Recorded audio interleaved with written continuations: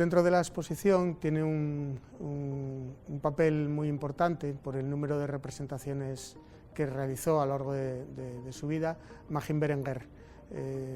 Magín Berenguer es un pintor de formación artística, es gestor porque es funcionario de la Diputación en el ámbito de cultura y dedicó desde los años 50 hasta prácticamente los años 70 mucho tiempo a reproducir el arte rupestre de las cuevas asturianas. Empezó en el Pindal, terminó en Llonín, que es quizá una de sus obras cumbres.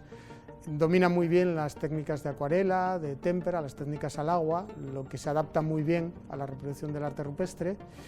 Y luego además tiene un mérito añadido, que es que hace los dibujos a mano alzada, es decir, nunca hace calcos directos, es algo de lo que él, digamos, presumía, entre comillas, dada la afección que podría suponer el calco directo sobre las figuras paleolíticas.